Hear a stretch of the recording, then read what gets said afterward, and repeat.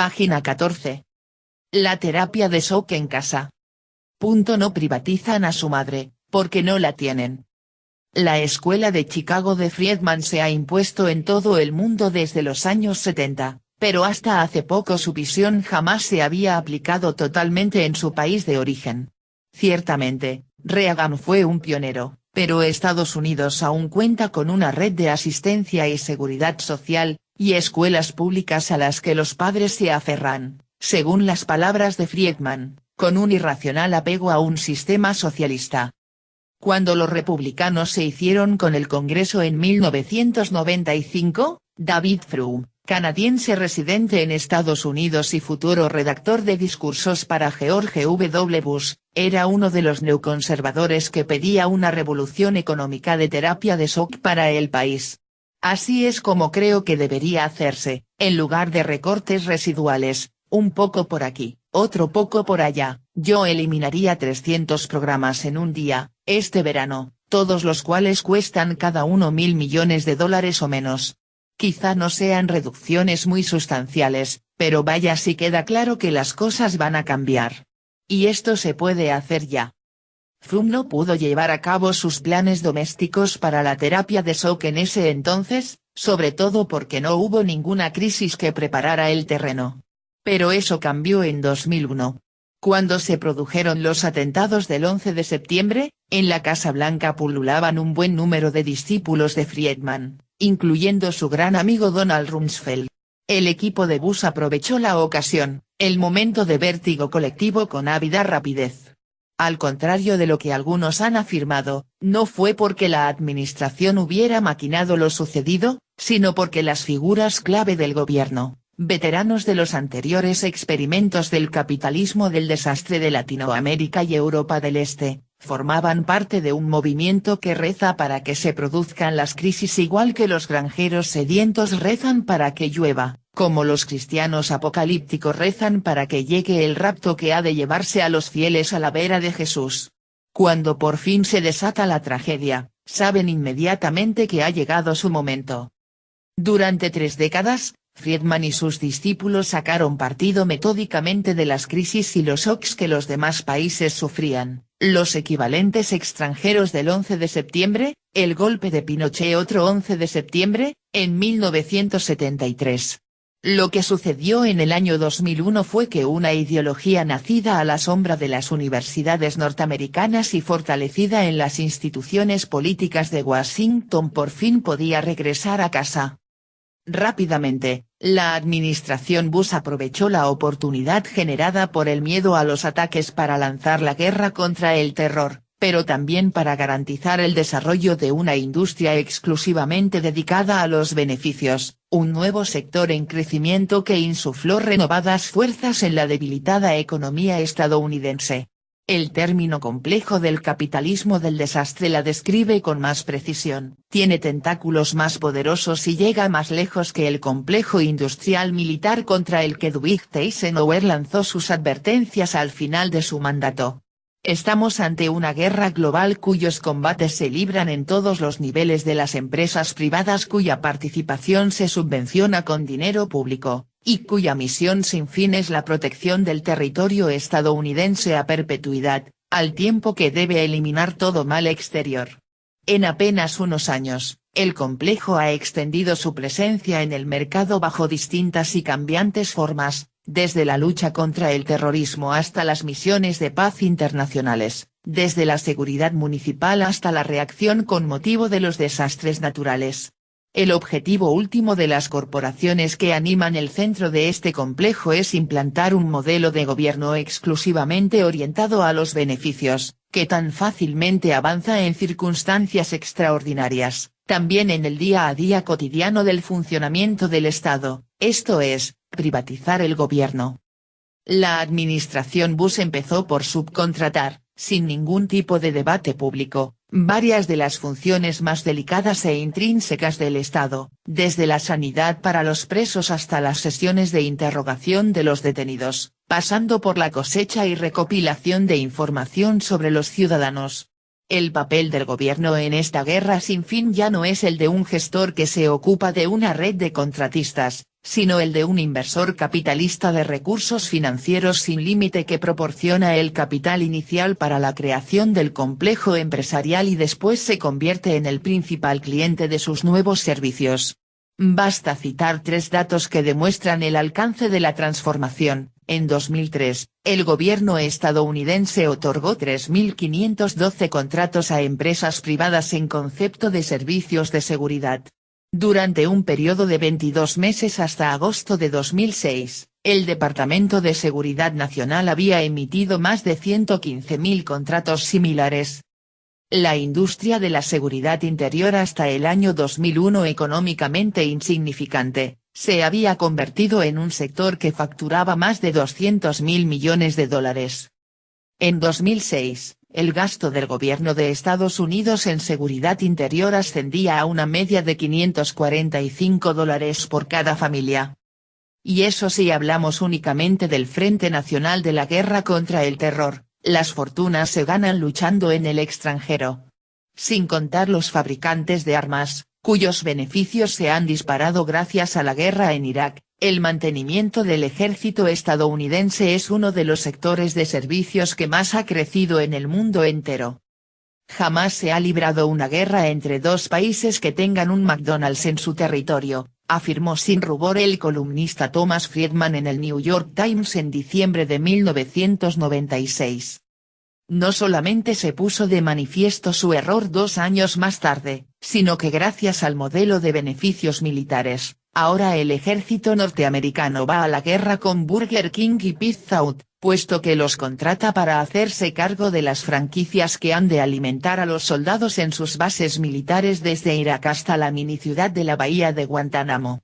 Luego, el sector de las ayudas humanitarias y la reconstrucción de las zonas declaradas catastróficas. Irak también constituyó una experiencia piloto, y la reconstrucción orientada a los beneficios ya se ha convertido en el nuevo paradigma global, sin importar si la destrucción original procedía de los tanques de una guerra preventiva, como sucedió con los ataques de Israel contra el Líbano en 2006, o de la furia de un huracán. La escasez de recursos y el cambio climático han abierto la puerta a una avalancha de nuevos desastres naturales, un desfilar permanente de apetitosas oportunidades de negocio. La ayuda humanitaria es un mercado emergente demasiado tentador como para dejarlo en manos de las organizaciones no gubernamentales. ¿Por qué debe ser UNICEF la encargada de la reconstrucción de las escuelas cuando puede hacerlo Bethel, una de las empresas constructoras más grandes de Estados Unidos? ¿Por qué recolocar a la gente sin hogar del Mississippi en apartamentos vacíos subvencionados por el Estado cuando los pueden alojar en cruceros de las líneas Carnival? ¿Para qué enviar tropas de pacificación de la ONU a Darfur cuando empresas privadas como Blackwater andan a la caza y captura de nuevos clientes? Y ahí radica la diferencia tras el 11 de septiembre. Antes, las guerras y los desastres ofrecían oportunidades para una pequeña parte de la economía, como los fabricantes de aviones de combate, por ejemplo, o las empresas constructoras que reparaban los puentes bombardeados. El principal papel económico de las guerras consistía en abrir nuevos mercados que permanecían cerrados y en generar largas épocas de crecimiento durante la posguerra.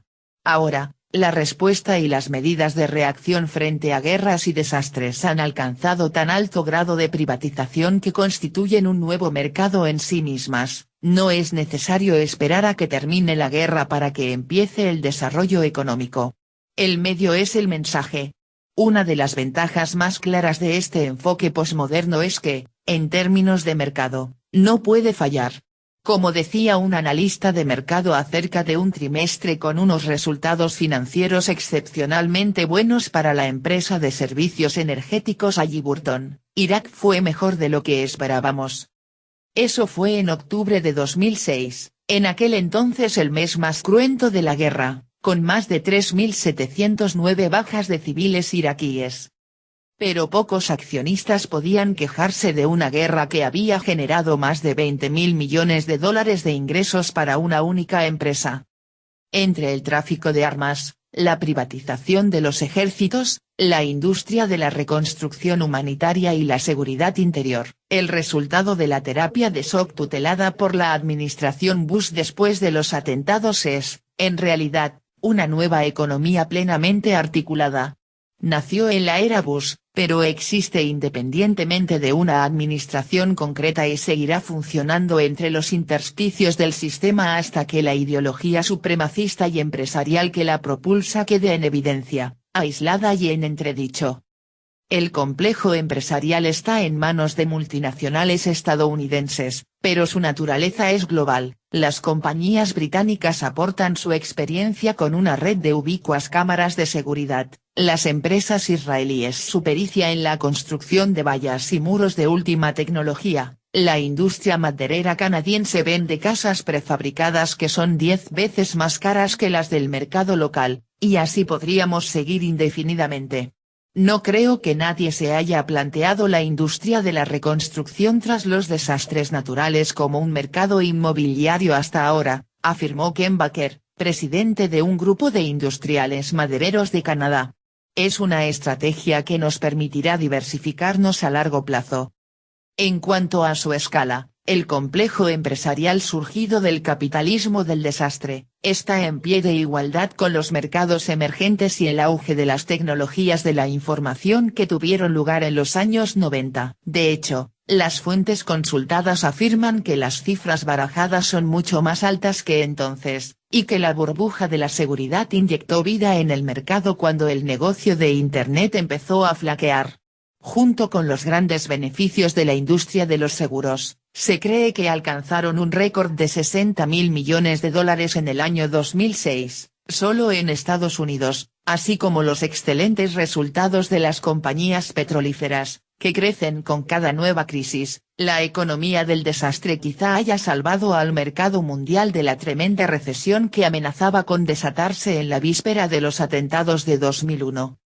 Un problema recurrente se presenta cuando tratamos de relatar la historia de la cruzada ideológica que ha desembocado en la privatización radical de la guerra y del desastre. La ideología cambia continuamente de forma, de nombres y de identidades. Friedman se consideraba un liberal, pero sus discípulos estadounidenses, que relacionaban el liberalismo con elevados impuestos y hippies, tendieron a identificarse como conservadores, economistas clásicos, defensores del libre mercado, y más tarde, seguidores de la Reaganomics o del laissez-faire. En la mayor parte del mundo, son conocidos como neoliberales, pero a menudo se utilizan los términos libre mercado o, sencillamente, globalización. Únicamente desde mediados de los años 90, este movimiento intelectual dirigido por los think tanks de extrema derecha con los que Friedman trabajó durante varios años como Heritage Foundation, Cato Institute o American Enterprise Institute, empezó a autodenominarse neoconservador, un enfoque que ha enrolado toda la potencia del ejército y de la maquinaria militar al servicio de los propósitos del conglomerado empresarial. Todas estas reencarnaciones comparten un compromiso para con una trinidad política, la eliminación del rol público del Estado, la absoluta libertad de movimientos de las empresas y un gasto social prácticamente nulo. Pero ninguna de las múltiples nomenclaturas que esta ideología ha recibido parece suficientemente adecuada. Friedman declaró que su propuesta era un intento de liberar al mercado de la tenaza estatal, pero el historial de los distintos experimentos económicos que se han llevado a cabo nos muestra una realización muy distinta de su visión de purista. En todos los países en que se han aplicado las recetas económicas de la Escuela de Chicago durante las 3 últimas décadas, se detecta la emergencia de una alianza entre unas pocas multinacionales y una clase política compuesta por miembros enriquecidos, una combinación que acumula un inmenso poder, con líneas divisorias confusas entre ambos grupos.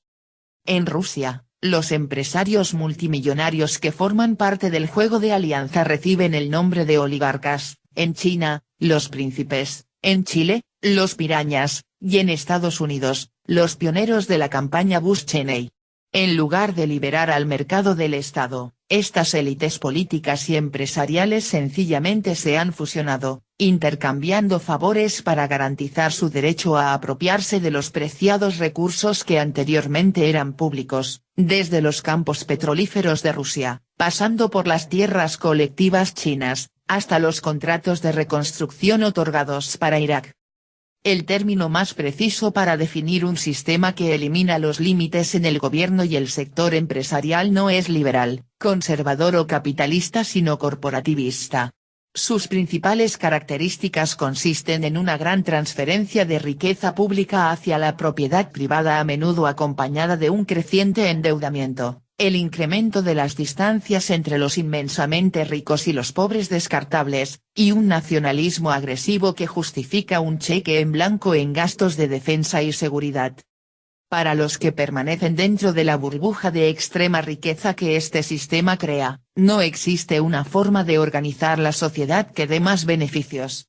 Pero dadas las obvias desventajas que se derivan para la gran mayoría de la población que está excluida de los beneficios de la burbuja, una de las características del Estado corporativista es que suele incluir un sistema de vigilancia agresiva, de nuevo, organizado mediante acuerdos y contratos entre el gobierno y las grandes empresas, encarcelamientos en masa, reducción de las libertades civiles y a menudo, aunque no siempre, tortura. Página 21.